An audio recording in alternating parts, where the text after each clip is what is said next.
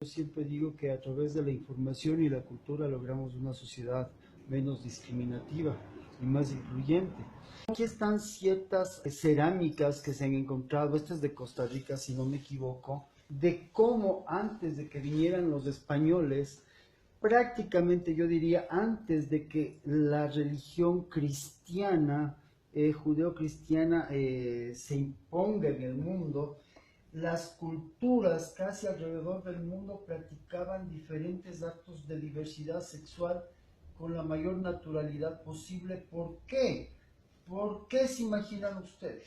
O sea, era algo normal el placer entre hombres, hombre-mujer, hombres, la diversidad sexual, incluso lo que le vemos en un contexto súper sucio, que decíamos es que las orgías, es que los bacanales que hacían los romanos y todo eso, eran hasta ritos de fertilidad. Esto es para que la gente sepa que aquí se practicaban en toda América, y hay vestigios. Incluso yo me acuerdo en turismo, nunca yo de turismo, pero ya les hablo hace unos 30 años, en el Banco Central había un hombre mostrando el ano y habían estas figuras. Y la profesora de turismo, cuando se le dijo, pero si eso es un acto homosexual o es algo que incita a la homosexualidad, o sea, que está en una posición homosexual, las mismas profesoras, no, ¿cómo? O sea, hasta en el mismo turismo era pecado decir que estas figuras están haciendo actos homosexuales. Claro, quería acotar algo que también es súper interesante, que en sí el Banco Central vetó estas piezas y las escondió. ¿Ves? Las Sí, de hecho, escondieron. Y en el alabado todavía están tratando de publicar estas obras y están midiendo qué tipo de piezas mostrar y qué no. claro, Entonces, esto es de la cultura moche. Igual creo que me parece la siguiente, la cultura moche, que vemos un trío, ¿ya? Peruana, sí, mochica e inca, ¿ya? Entonces vemos un trío y esto están rescatando en Perú, pero aquí en Ecuador eso les digo, o sea, a que vean cómo se impone tanto la mentalidad para gente que estudia arqueología, que tendría que tener más una mentalidad científica, cómo se impone la mentalidad cristiana. No estoy en contra del cristianismo, yo creo que el cristianismo, sintiéndole como mensaje, es muy bueno, el mensaje de Jesús, no vamos a hablar de contra eso, pero sí cómo vino el cristianismo con una misión de dominio cultural.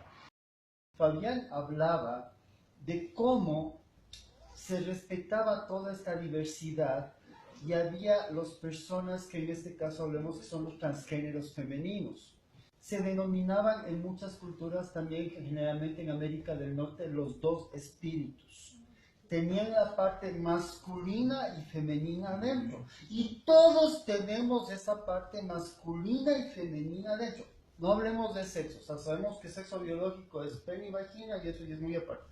Todos, el equilibrio para nuestra concepción indígena y para muchas de las concepciones espirituales y cosmovisiones universales es que el universo es la dualidad, masculino y femenino. Entonces, estos personajes eran respetados, ellos podían estar tanto en una reunión con mujeres o con hombres, y como dijo Fabián, se les preparaba para ocupar un cargo importante dentro de la comunidad. Incluso muchos de ellos llegaban a ser los que, ¿cómo se llama?, consejeros de la comunidad. Pero había todo un respeto, no es como ahora, que es pobre que tengas algo femenino, que una mujer sea, discúlpeme la palabra machona, o sea, te critican a lo bruto, ¿no? por ejemplo, los incas, un premio que se le daba a los soldados que habían ganado en una batalla era cuando ganaban, llegaban ya a algún campo específico para descansar después de una larga jornada de batalla que habían conquistado el pueblo. El premio era darles un pamperruna. Los pamperrunas eran, bueno, los españoles les bautizaron como prostitutos del templo, que eran hombres afeminados, ¿ya? O de dos naturas, dicen las crónicas coloniales, pero que eran básicamente homosexuales, que habían sido criados como niñas y que eran el regalo que se les daba a los generales que habían ganado, ¿no?, las batallas de los incas, y entonces ellos podían usar de sus servicios sexuales.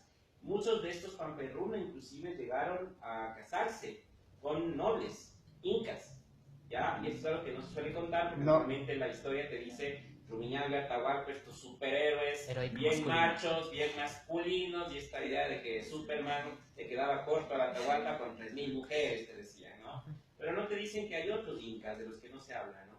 Los mismos manteños huancavilcas que también te decían, los manteños, los manabas son también machos, que se respetan con el machete en mano y que no se les resiste ninguna mujer, y resulta que habían los enchaquirados.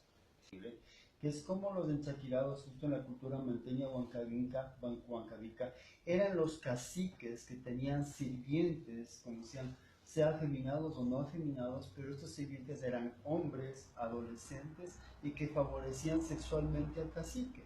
Y el cacique podía tener sus esposas y lo veían de la manera más normal.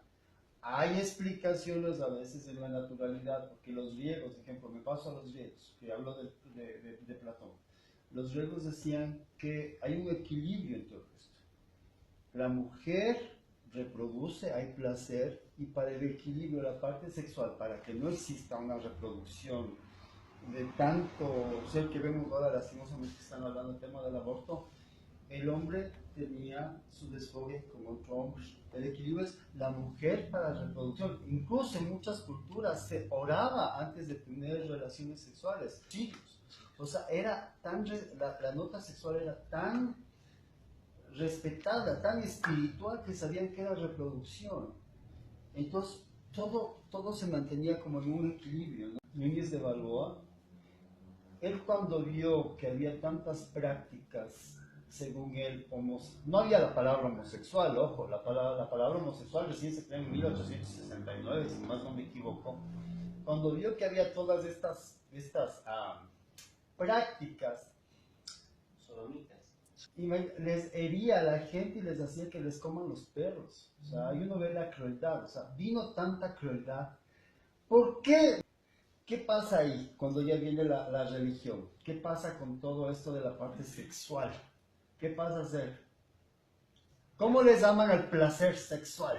Ya se criminaliza el tema del cuerpo. Ya nos metieron el pecado a toditos. O sea, a nosotros los gays, yo soy gay, nos mete que somos unos pecadores, unos abominables, y por poco a mí me han mandado al infierno miles de veces.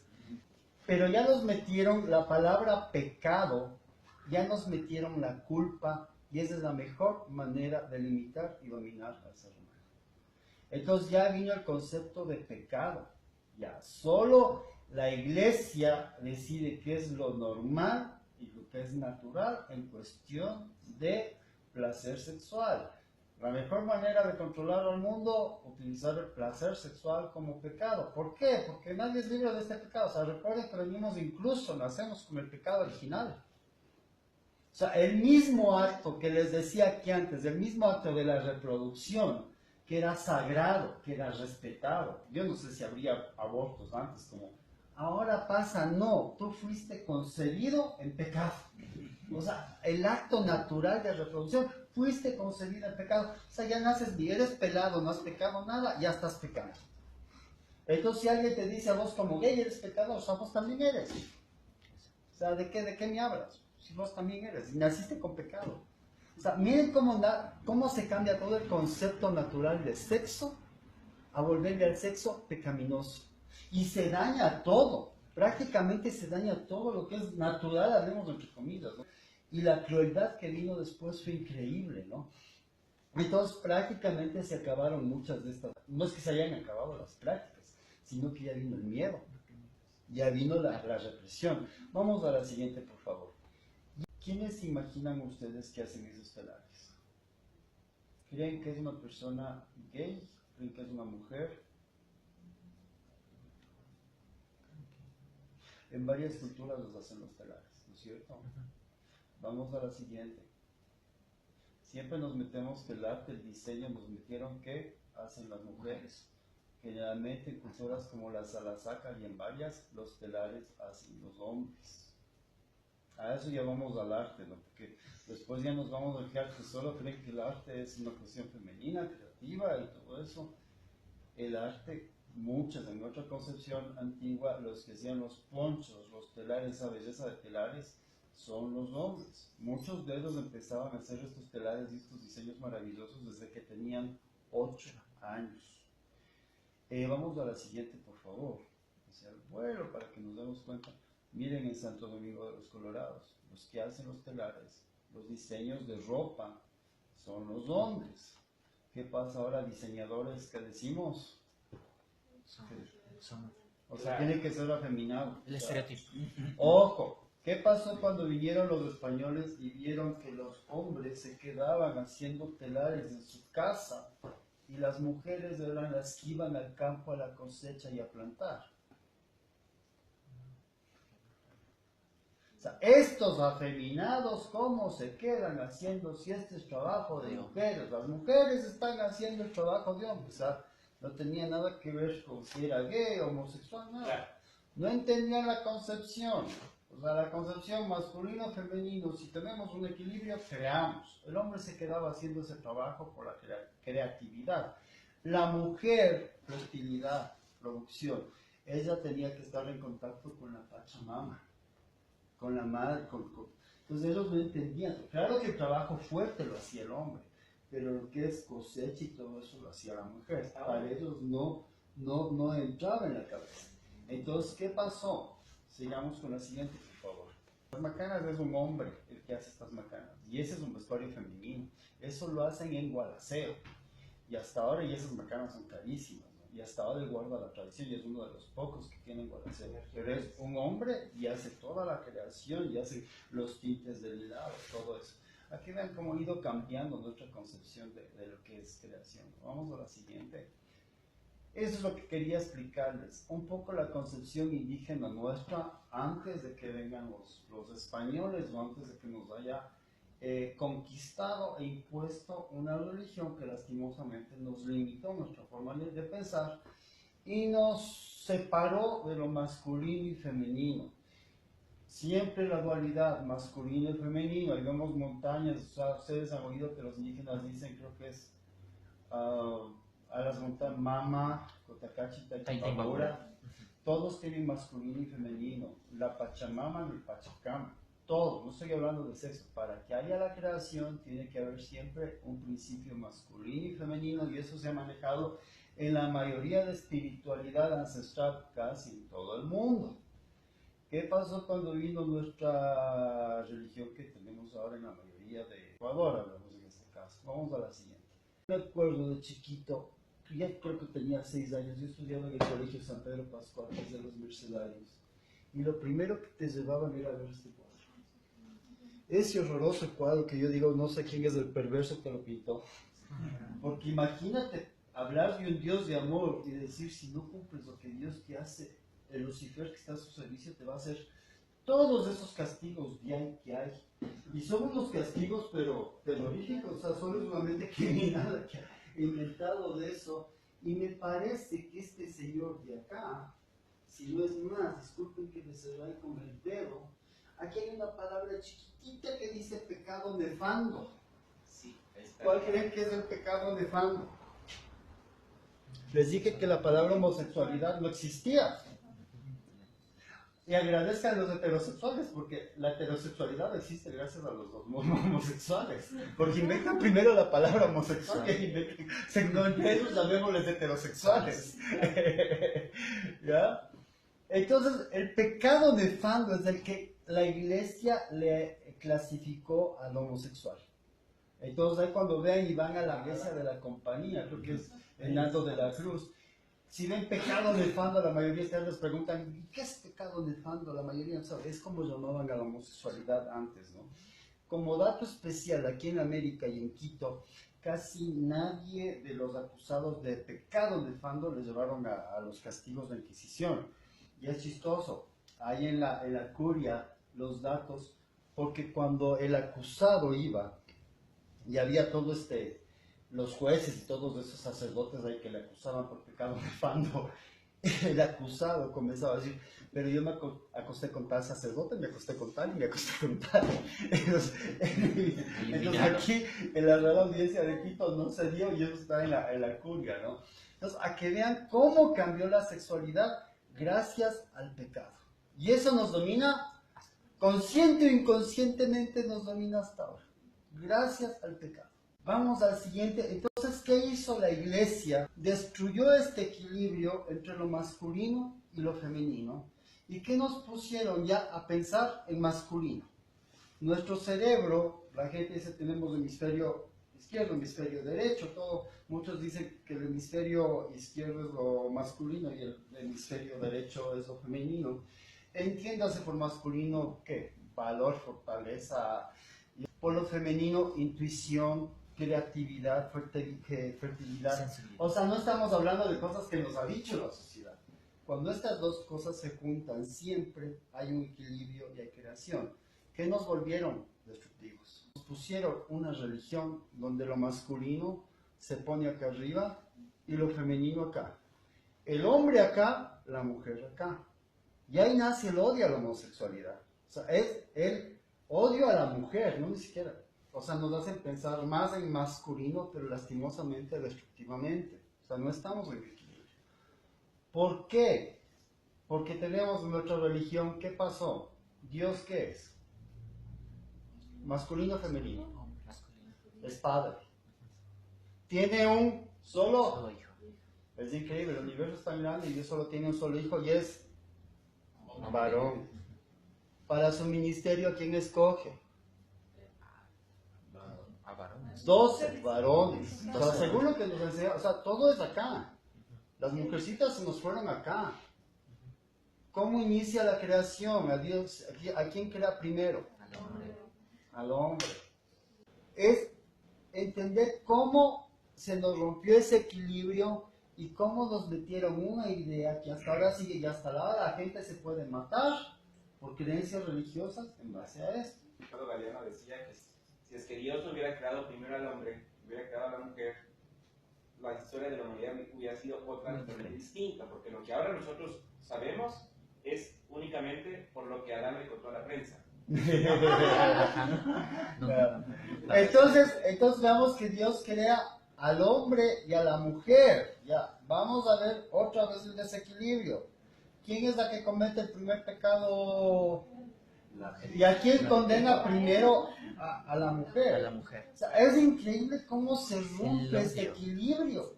Se odio a lo... Se rompe un equilibrio, pero tenaz. ¿Ya? Y ahí nace todo esto del odio a la gente LGBT, ¿no? ¿Por qué? Porque no puedes parecerte a la mujer porque la mujer es un ser inferior. La mujer es la que trajo el pecado al mundo y es increíble. La primera maldición que lanza Jehová en la Biblia, ¿a quién es? A la mujer. O sea, si le ves es durísimo. No quiero meterme en cosas religiosas, respeto la religión, pero es la que vean cómo nos han ido. Pero ahí hay dos autores de la iglesia que son los que ayudaron más a esta idea, que es San Agustín de Hipona y Santo Tomás. Sobre todo San Agustín, cuando uno lee las confesiones de él, uno ve que su vida antes de cambiar totalmente y volverse un santo, era bisexual. Era happy life. Y te cuenta todas sus aventuras, pero luego él decide cambiar y dejar toda esa vida. Hay partes también de estos textos en los que se denota la misoginia que tenían los dos santos, en los que en verdad desprecian de una manera súper grosera, despectiva, humillante a lo que es la mujer. Es que ahora, si nosotros nos pusiéramos a leer la Biblia de principio a fin, y Biblias antiguas con las tradiciones más exactas, varias veces de la Biblia te dice en la misma Biblia que la culpa del pecado en el mundo es la mujer, que la mujer es el mismo demonio, y al final de la Biblia no es que los homosexuales nos vamos al infierno, y si algún heterosexual te dice, no, yo sí me voy al cielo, estás equivocado, cholito, porque al final en el Apocalipsis, los únicos que son puros ante Dios, ¿quiénes son? Los hombres, ¿y qué? Que no se han manchado con una mujer, los célibes, a que vean cómo hasta tener sexo con una mujer, si hablamos de heterosexualidad, que es normal. No, porque la Biblia dice que hasta tener sexo con una mujer es pecado. Vean cómo maneja todo esto. O sea, ustedes se van a explicar por qué la mujer sobre todo ha sido, la mujer ha sido la más discriminada. Y cuando hablamos de marchazos de nuestros incas, ¿no? De Atahualpa y todo eso, y a que vean también la cuestión de cómo nos metieron lo masculino y femenino. Cuando me tocaron las charlas de género, ¿quiénes fueron los primeros que utilizaron minifalda? Los romanos minifalda. Ahora vas y te pones una minifalda, te dicen maricón y no sé qué. Si te vas a la Plaza Indoamérica, tú anda a verles a los indígenas de Latinoamérica que están ahí. ¿Quiénes fueron los primeros en utilizar aretes y candongas? A que vean cómo va cambiando. O sea, esto ya es cuestión de que la sociedad nos va a decir, ahora los aretes son femeninos. No, es ¿Quiénes que con utilizaron maquillaje? la- Muchísimas gracias. Con la civilización y con la religión vino la corrupción. Un libro que se llama Los Papas del Sexo, que te devela desde Espera. Pedro hasta la actualidad. Hay muchas Y lo interesante es que él te dice, por ejemplo, que hasta más o menos por el año 200, los sí. papas tenían unas vidas, pero así, La sagrada orgía. y además casados con hijos y toda una cosa, hasta que llegó a un punto se pudrió ya esta cuestión moral, según los que han dirigido la iglesia, que más o menos por el año 200, 220 es cuando el papado decide cambiar las reglas del juego y deciden empezar con esto del celibato y obligar a que ya nada de sexo, nada de pecado de la carne. Y obviamente eso lo que va a ocasionar es lo que ahora conocemos todos, ¿no? O sea, tienes unos chicos que denunciaron, estando él en Chile, haber sido violados por el obispo de esta ciudad, y sin embargo el Papa Francisco fue a Chile y les defendió a este obispo. Y ahora que tuvo que hacer, a recular, ¿no es cierto?, recibir a estos chilenos, porque en Chile prácticamente Le mandaron. muy poca gente fue, no tuvo el recibimiento que él esperaba tener. Entonces ahí te das cuenta un poco lo que tú cuentas, ¿no? Es alaje estas dos fotitos que tienen aquí, ya nos pasamos ni siquiera después de la colonia, porque ustedes ya se imaginan lo que puede haber pasado con la gente LGBT en ese caso en la colonia. Ya pasamos a la persecución, a la imposición, y no solo la gente LGBT, todo aquel que piense diferente a la iglesia. Creo que García Moreno puso que tenía que ser requisito para ser ciudadano ecuatoriano ser católico. Ser católico. Sí. Y hombre. Sí, o sea, tenías que ser católico, si no, no eres ni siquiera ser romano. Entonces, imagínense el control y poder que llegó a tener la iglesia, de que la gente homosexual, en este caso, tenía que hacer en todo el mundo reuniones escondidas. Estas fotos son de archivo que se llama La vida bohemia en Quito oculta, que será más o menos en el año 1920. Y es alaja cuando se puso estas fotos en el internet y pusieron que era la vida de personas, ustedes van a entender que son más homosexuales que heterosexuales. Hasta ahora, eso ha de haber sido hace unos 3 años, la gente en el Facebook como protestó. O sea, para ellos no había gays en Quito. O sea, era solo gente de alta sociedad que se estaba divirtiendo. Y bueno, así se divertían los ricos de hombres, no sé. Pero bueno, la que tomó, la que tiene en ese archivo, solo pone la vida bohemia solapada en Quito. Y hay una colección tremenda de fotos de Estados Unidos, cómo se tomaban incluso antes la gente gay las fotos, pero las tenían guardadísimas, ¿ya? Entonces uno se puede imaginar lo difícil que haya sido, pero que la homosexualidad, la diversidad sexual se ha acabado, no se ha acabado, sigue y sigue latente, ¿no?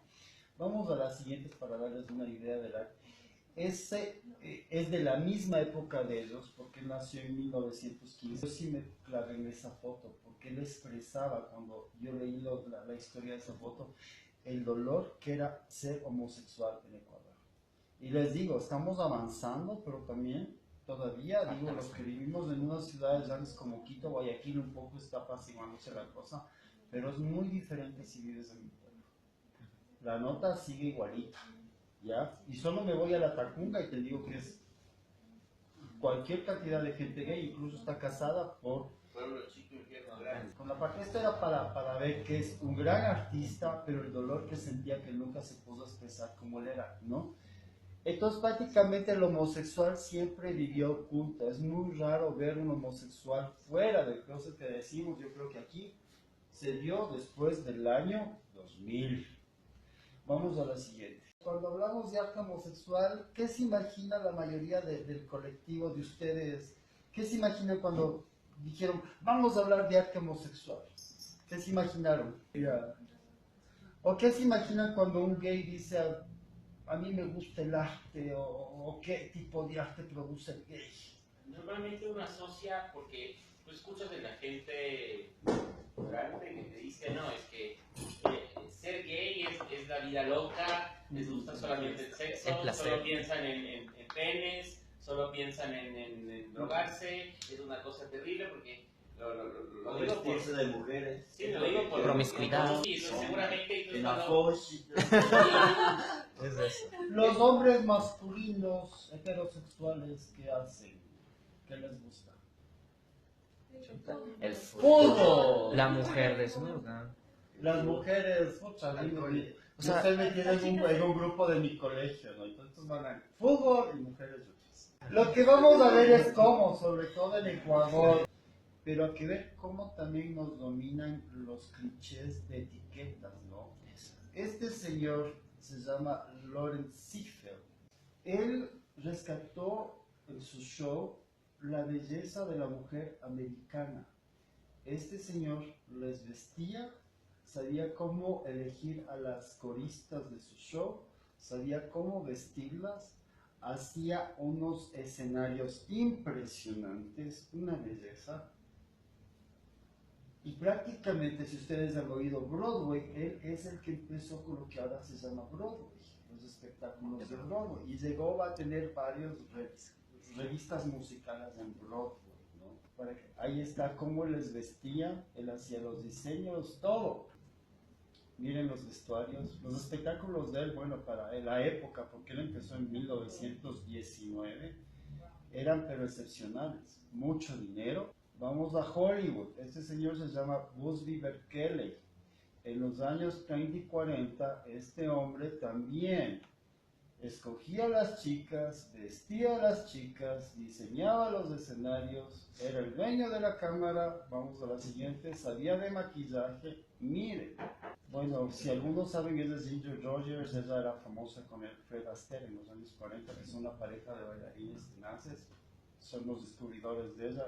Ellos tenían ese gusto para saber qué mujer iba a pegar en la cámara, cómo vestirle, cómo maquillarle, cómo hacerle caminar, cómo hacerle absolutamente transformarle a una mujer en estrella. Vamos a la siguiente. Miren los escenarios de decorados que hacen, eso es por los años 40, 1936 me parece que es. Y si ven la película, esos vestidos tienen luces y los violines, es impresionante. Este espectáculo no ve los patines, se llama Holiday on Ice. Los productores de este espectáculo son también dos hombres que escogen a todos los patinadores, escogían a las chicas. Bueno, este espectáculo era muy famoso hasta 1996. Los vestuarios son espectaculares, o sea, era un espectáculo que era lleno de glamour. Si algún día se revisan, yo tengo una página especial dedicada a eso. ¿Qué nos meten a nosotros si les dije que ellos maquillaban, ellos hacían los vestuarios de las mujeres, ellos veían el pelo de las mujeres, ellos sabían cómo transformar a una mujer en superstar, ellos diseñaban, ustedes qué orientación sexual les dan a ellos? Cuando yo le enseñaba a él la foto del Holiday United, él me dijo, todos son gays. Bueno, estos señores ahorita ya tienen unos 70 años, uno de ellos es amigo mío, el primerito. Y yo les diré que solo uno de ellos es gay. Pero para la mente de nosotros, hasta como nosotros gays, toditos los patinadores son gays. O sea, no es que porque eres gay te gusta el patinaje. Es que porque eres gay te gusta Holiday on Ice. El arte, nos metimos en la cabeza ahorita, está muy etiquetado, que si yo produzco este tipo de espectáculos, que si yo he visto a esta mujer, o sea, bueno, a mí ya me dirían, claro, Francisco es gay. No, disculpen, la mayoría de estos productores son heterosexuales. ¿Qué mejor ojo para ver una mujer que un hombre heterosexual? Y los que les transformaban y todo eso son heterosexuales. Pero si tú quieres ir en el camino del arte actualmente, o eres estilista, o eres diseñador.